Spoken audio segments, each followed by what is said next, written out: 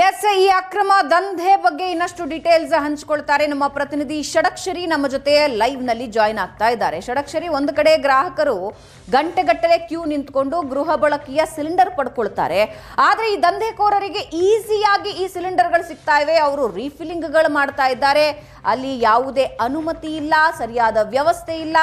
ಒಂದು ಚೂರು ಎಡವಟ್ಟಾಯ್ತು ಅಂತ ಹೇಳಿದ್ರೆ ದೊಡ್ಡ ಡೇಂಜರ್, ಕಟ್ಟಿಟ್ಟು ಬುತ್ತಿ. ಏನಾಗ್ತಾ ಇದೆ? ಇಷ್ಟು ಈಸಿಯಾಗಿ ಇವರಿಗೆ ಸಿಲಿಂಡರ್ಗಳು ಹೆಂಗ್ ಸಿಗ್ತಾ ಇದೆ, ಅದು ಇಷ್ಟು ಜೋರಾಗಿ? ಎಸ್ ಭಾವನಾ, ಈಗ ಮಧ್ಯಪ್ರಾಚ್ಯ ದೇಶಗಳಲ್ಲಿ ಯುದ್ಧ ನಡೀತಾ ಇದೆ. ಅದರ ಪರಿಣಾಮ ಏನಂತಂದ್ರೆ LPG ಕೊರತೆ ಆಗಿರುವಂತದ್ದು, ಅಂದ್ರೆ ಆಟೋ LPG.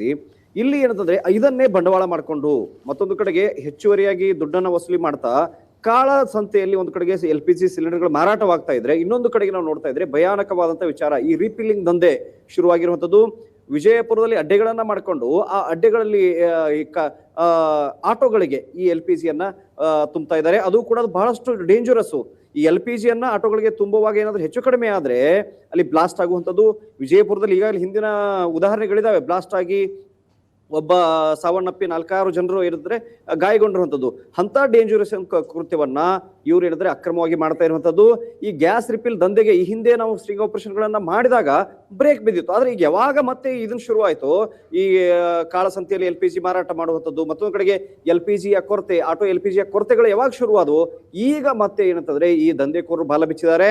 ಈ ವಿಜಯಪುರದಲ್ಲಿ ಅಡ್ಡೆಗಳನ್ನ ಮಾಡಿಕೊಂಡು ಈ ರೀತಿಯಾಗಿ ಅಂದ್ರೆ 150 ರೂಪಾಯಿಗೆ KG ಅಂತೆ ಮಾರಾಟ ಮಾಡ್ತಾ ಇದ್ದಾರೆ.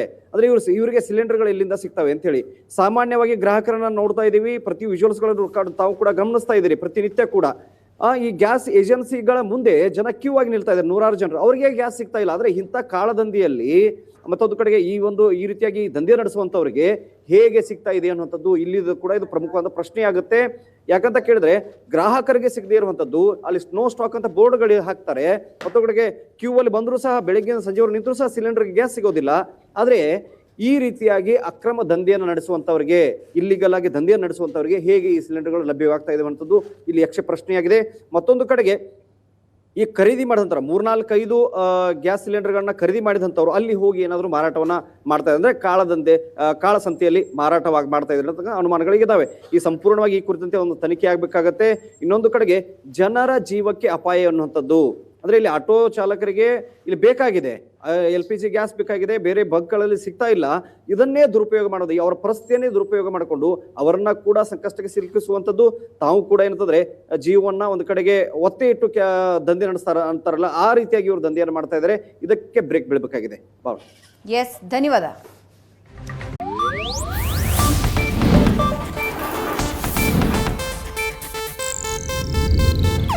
ಇದು ಏಷ್ಯಾನೆಟ್ ನ್ಯೂಸ್ ನೆಟ್ವರ್ಕ್ ಪ್ರಸ್ತುತಿ.